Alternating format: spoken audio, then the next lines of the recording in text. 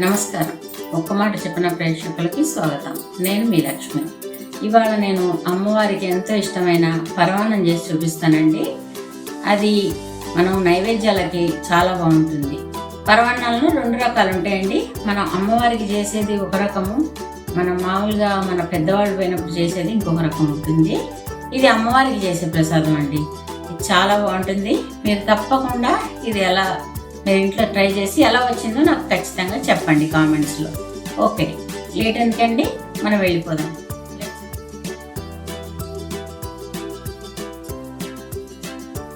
Okay అండి, మనం పరమాన్నానికి కావాల్సినవన్నీ చూద్దాము. బియ్యం, పావుసేరు బియ్యము, ఒక 100 గ్రామ్స్ పెసరపప్పు ముందే నానబెట్టి ఉంచాను. బెల్లం కూడా చిదుముకొని ఉంచుకున్నాను. కిస్మిస్, జీడిపప్పు, ఇలాచీ పౌడరు, నెయ్యి, పాలు, బెల్లం, ఇవి మనకు కావాల్సినవి. ముందు బెల్లం పాకం పట్టుకుందామండి. దీంట్లో చెత్త అదంతా ఉంటుంది కదా, అది పాకం పట్టుకొని వడగట్టుకోవాలి. దాంట్లో కొంచెం నీళ్లు పోసుకొని మనం పాకం పట్టుకుందాం.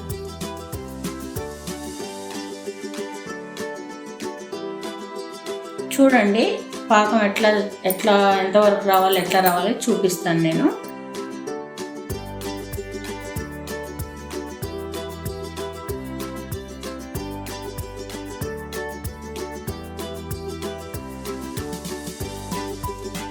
పాకంలో బెల్లం సగం, చక్కెర సగం కూడా వేసుకోవచ్చు.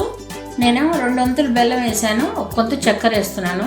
కొద్దిగా పాకం ఎక్కువే చేసి ఉంచుకోవాలండి. కొన్ని బెల్లం ఒక్కొక్కసారి ఎక్కువ తీయగా ఉంటుంది, ఒక్కొక్కసారి కొంచెం ఉప్పగా పుల్లగా ఉంటుంది. కాబట్టి తీయ ఉంటే మనకు కొంచెం తక్కువ పడుతుంది. అదే కనుక పుల్లగా ఉప్పగా ఉంటే కొంచెం ఎక్కువ పడుతుంది. కాబట్టి మనం కొంచెం ఎక్కువ పాకం చేసేసి పెట్టుకుంటే మళ్ళీ మనకి తర్వాత యూజ్ అవుతుంది. ఇది పాకం తీగ పాకంలాగా రావాలి. వచ్చాక నేను మళ్ళీ మీకు చూపిస్తాను వడగట్టుకునేది ఎట్లా ఏంటని.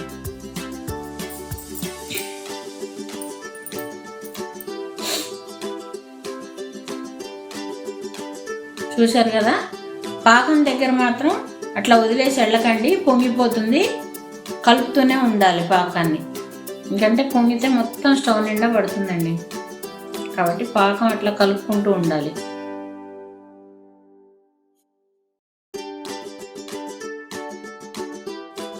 మీరు చక్కెర సగం బెల్లం సగం వేసుకున్నా కానీ చాలా బాగుంటుంది.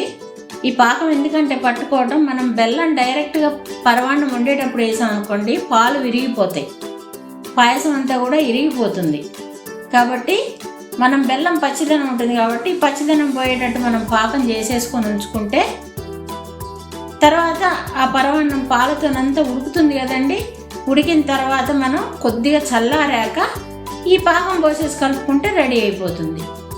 లేదంటే వేడి మీద పరమాన్నం అయిన తర్వాత పాలతో ఉడికిన తర్వాత ఇది వేడి మీద పోసినా కానీ పాలు ఇరిగిపోతాయండి, పరమాన్నం అంతా ఇరిగిపోతుంది. కాబట్టి అది వండిన తర్వాత కొంచెం చల్లారాలి, ఒక 5 మినిట్స్ అట్లా వదిలేయండి, కలుపుతూ వదిలేయండి. దాంట్లోకి పాకం పోసుకోవాలన్నమాట. అందుకని ముందే మనం పాకం తయారు చేసి పెట్టేసుకోవాలి. కొంచెం టైం పడుతుందండి ఇది, కానీ ఎక్సలెంట్ టేస్ట్ ఉంటుంది. చూసారు కదా, అట్లా రావాలి.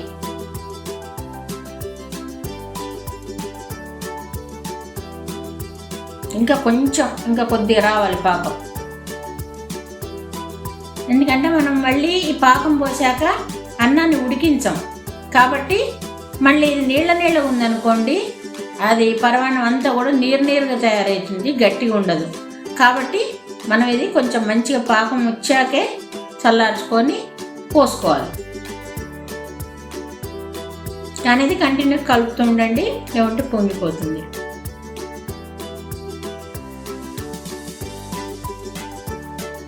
కొందరు మొత్తం చక్కెరతో చేస్తారు. బెల్లం వేస్తేనే పరమాన్నం అనేదానికి చాలా టేస్ట్ వస్తుందండి.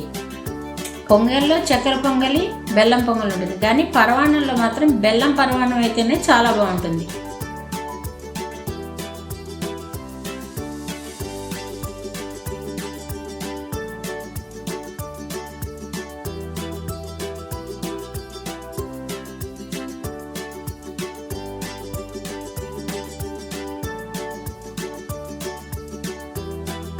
చూడండి పాకం వచ్చేసినట్టుంది. ఇంక ఇది అయిపోయింది. దీన్ని మనం వడగట్టుకుందాం. చూడండి ఎట్లా ఉందో చూడండి ఒకసారి దగ్గర నుంచి. అలాగా తీగ కట్టాలి మనం. లాస్ట్ డ్రాప్ పడేటప్పుడు అలా తీగ కట్టాలి.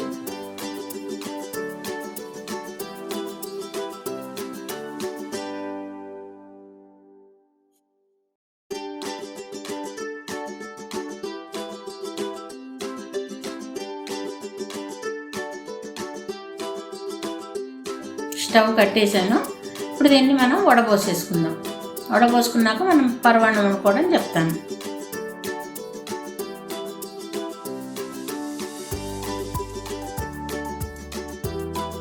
స్టవ్ కట్టేసాక కూడా కొంచెం ఆ వేడికి అట్లా ఉడుకుతుంటుందండి. జాగ్రత్తగా పోసుకోండి, చేతుల మీద పడకుండా.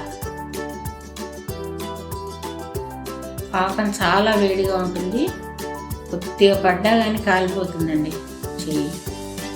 జాగ్రత్తగా పోసుకోండి.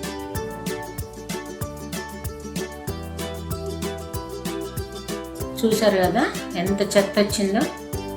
మనం ఖచ్చితంగా ఏ స్వీట్ చేసినా బెల్లాన్ని మాత్రం ఇట్లా మనం సిరప్లాగా చేసుకొని వడగట్టుకుంటేనే మంచిదండి. చెత్త అంతా కూడా ఉంటుంది కదా, అదంతా మళ్ళీ మనకి తినేటప్పుడు ఆ పదార్థంలో కలిస్తే చాలా ఇబ్బంది అవుతుందండి. ఇప్పుడు అన్నం వండుకుందాము. పెసరపప్పు అవి నానబెట్టుకున్నది పాకం అయ్యేలోపు అది మంచిగా నానుతుందండి. బియ్యం ఎంత నానితే అంత మంచిగా వస్తుంది పాయసం. ఇప్పుడు ఒక పావుసేరు బియ్యం, 100 గ్రామ్స్ పెసరపప్పు తీసుకున్నాను కదండి. దీనికి 3/4 లీటర్ పాలు తీసుకున్నాను. పాలు ఇంకా ఎక్కువ కూడా పోసుకోవచ్చు మనం. ఒక 1 లీటర్ పాలైనా కానీ పోసుకోవచ్చు మనం. నేను 3/4 లీటర్ తీసుకున్నాను. కొందరు పాలలోనే ఉడికిస్తారు, ఇంకా టేస్టీగా ఉంటుంది. చూడండి చక్కగా ఉడకాలి, కానీ కలుపుతూ ఉడికించుకోండి. మూత పెడితే పొంగిపోతుంది, కలపకుంటే అడుగంటిపోతుంది. మనం ఇది అమ్మవారికి చేసేది కాబట్టి ఖచ్చితంగా పెసరపప్పు వేసే చేసుకోవాలండి ప్రసాదానికి కాబట్టి. అదే మనం పితృకార్యాలకు చేసుకుంటామండి. మన పెద్దవాళ్ళు పోయిన యానివర్సరీ, తిరువజ్జాయనం అంటారు కదా, వాటికి చేసుకున్నప్పుడు మాత్రం మనం పెసరపప్పు వేసుకోకూడదు. అమ్మవారికి ప్రసాదానికి చేసేటప్పుడు మాత్రం ఖచ్చితంగా పెసరపప్పు వేసే చేసుకోవాలి, లేకుంటే అది నైవేద్యానికి పనికిరాదు. ఇది దగ్గరికి రావాలండి మొత్తం. ఎట్లా మనం అన్నం ఉడికించుకుంటే అన్నం అవుతుంది కదండి, అన్నం అయినప్పుడు దగ్గరికి వచ్చినట్టు రావాలి. తర్వాత మనం పాకం పోసుకోవాలి, అది కూడా చల్లారాలి. అన్నం అయినట్టు అయిన తర్వాత మనం ఒక 5 నిమిషాలు చల్లార్చుకోవాలి. చూసారు కదా మనం అన్నం ఉడికించుకున్నట్టుగా అయింది, చూసారు కదా. ఇంకా మీరు కావాలంటే ఇంకా పాలు పోసుకోవచ్చండి. ఇంకా 1 లీటర్ పాలైనా పనికి వస్తాయి, మంచిగా ఉంటుంది. స్టవ్ బంద్ చేస్తున్నాను, అది కొంచెం చల్లారనివ్వండి. ఈలోపు మనం జీడిపప్పు కిస్మిస్ వేయించుకుందాం నెయ్యి వేసి. దీంట్లో కొబ్బరి ముక్కలు, ఎండు కొబ్బరి ఉంటుంది కదండి, ఎండు కొబ్బరి అయినా పచ్చి కొబ్బరి అయినా కూడా ఈ నెయ్యిలో వేయించుకొని వేసుకుంటే చాలా బాగుంటుంది, ఎక్సలెంట్గా ఉంటుంది. మనకి ఎండు కొబ్బరి ముక్కలు బాగుంటాయి. పచ్చి కొబ్బరి, ఎండు కొబ్బరి లేకుంటే పచ్చి కొబ్బరి అయినా వేసుకోవచ్చు. అది కూడా నెయ్యిలో కొంచెం వేయించేసి వేసుకుంటే చాలా బాగుంటుంది. ఇప్పుడైతే నేను జీడిపప్పు కిస్మిస్ వేస్తున్నాను. మీరు ఒకవేళ ఉంటే తప్పనిసరిగా ఎండు కొబ్బరి కూడా వేయించుకొని చిన్న చిన్న ముక్కలు నెయ్యిలో వేయించుకొని వేసుకోండి. మనం చలివిండిలో వేసుకుంటాం కదండి, అదే మాదిరిగా దీంట్లో కూడా ఎండు కొబ్బరి ఉన్న పచ్చి కొబ్బరి అయినా వేయించి వేసుకుంటే చాలా బాగుంది. ఈ అన్నం మాత్రం ఇట్లా మధ్య మధ్యలో వేడి తగ్గాలి కదండి, కొంచెం కలుపుకుంటూ ఉండండి. ఆ వేడి అంతా పోవాలి, పోయిన తర్వాతే మనం పాకం కలుపుకోవాలి, లేకుంటే ఇరిగిపోతుంది. ఇది మరీ ఎర్రగా వేగనవసరం లేదండి. ముందు జీడిపప్పు కొంచెం దూరగా అయిన తర్వాత మనం కిస్మిస్ వేసుకుందాం. రెండు ఒక్కసారి వేయొద్దు.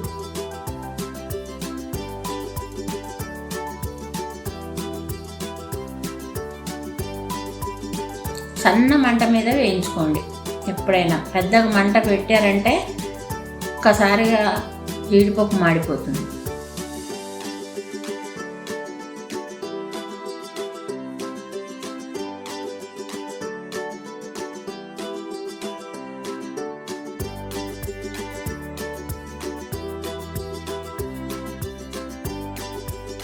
ఇప్పుడు మన కిస్మిస్ వేసేసుకుందాం. అది కొంచెం దూరగా అయింది కదా, కిస్మిస్ తొందరగా వేగిపోతుంది.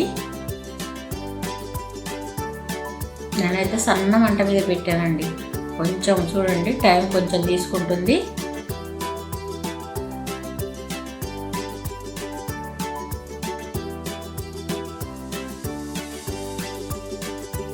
ఎండు కొబ్బరి వేయించుకునేటట్టయితే మాత్రం ముందు మీరు ఎండు కొబ్బరి వేయించేసి తీసేసుకున్న తర్వాత జీడిపప్పు, తర్వాత కిస్మిస్ వేసి వేయించుకోవాలి. మొత్తం అన్నీ కలిపి మాత్రం మళ్ళీ వేయించకూడదు. ముందు ఎండు కొబ్బరి ముక్కలు వేయించేసుకొని, పచ్చి కొబ్బరి అయినా ఎండు కొబ్బరి అయినా వేయించుకొని తీసేసుకున్న తర్వాత అప్పుడు జీడిపప్పు, కిస్మిస్ వేయించుకోవాలి.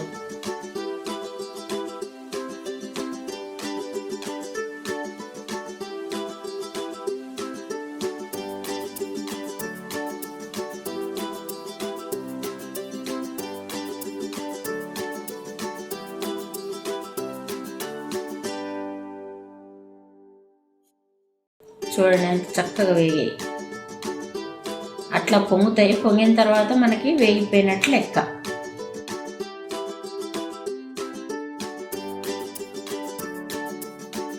అంతేనండి, అయిపోయింది. ఇది మనం పాయసంలో పోసేసుకుందాం. కొంచెం దాంట్లో నెయ్యి ఉంటుంది కదా, ఒక్కసారి కొంచెం అన్నం వేసి అట్లా అనేసుకోండి.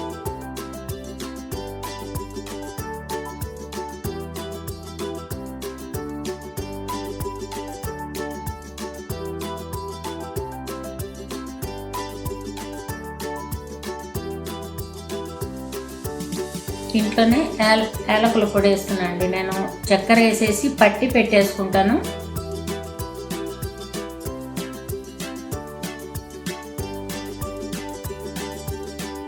లేదు మీరు యాలకులు మామూలు కొట్టి వేసుకున్నా వేసుకోవచ్చు. మీకు ఎంత కావాలో అంత చూసుకొని వేసుకోండి. దీంట్లో పచ్చకర్పూరం కూడా వేసుకుంటానండి నేను. స్వీట్స్లో ఖచ్చితంగా పచ్చకర్పూరం వేసుకుంటాను. చాలా బాగుంటుంది ఇది. ఇది వేసుకుంటే ఏ స్వీట్ అయినా, లడ్డు, పాయసం, పొంగలి, దేవుడికి చేసే ప్రతి నైవేద్యంలో నేను ఖచ్చితంగా ఇది వేసుకుంటానండి. మామూలు మనం వేరే మైసూర్పాకు ఇట్లాంటి వాటిలో వేయము, కానీ దేవుడికి చేసే నైవేద్యానికి చేసే ప్రతి స్వీట్లో కూడా పచ్చకర్పూరం తప్పకుండా ఉంటే చాలా బాగుంటుంది. ఎక్సలెంట్గా వస్తుందండి దాని వాసన. ఇప్పుడు మనం పాకం సరిపడినంత పోసుకోవాలండి. నేను కొంచెం ఎక్కువ చేసుకోమని చెప్పాను కదా, అంటే ఆ స్వీట్నెస్ని బట్టి మనం అడ్జస్ట్ చేసుకోవచ్చండి. నేను ఆర్గానిక్ బెల్లం వాడుతున్నాను, అందుకని కొంచెం నల్లగా ఉంది. టేస్ట్ అద్భుతంగా ఉంటుంది. మనకు కావాల్సింది టేస్ట్ మంచిగా ఉండటం కదా. టేస్ట్ అయితే చాలా బాగుంటుంది. చూడటానికి కొంచెం నల్లగా ఉన్నా కానీ మన హెల్త్కి కూడా మంచిది కదండి. కాబట్టి ఆర్గానిక్ బెల్లం వాడుకోండి మీరు కూడా. ఈ బయట కలర్స్ వేసినవి కాకుండా మన హెల్త్ కోసం మనం కొంచెం ఖర్చు పెట్టుకోవాలండి, తప్పదు. మీరు ఎంత పడుతుందో మీరు కలుపుకుంటుంటే మీకు తెలుస్తుందండి. కలుపుకుంటేనే తెలుస్తుంది, మనకి చూసుకుంటేనే తెలుస్తుంది. లేదు మీరు ఒకసారి మొత్తం చేసి నైవేద్యం పెట్టాక మీకు ఒకవేళ స్వీట్ సరిపోలేదంటే వెంబటే ఆ పాకం కొంచెం పోసేసుకొని కలుపుకోవచ్చు.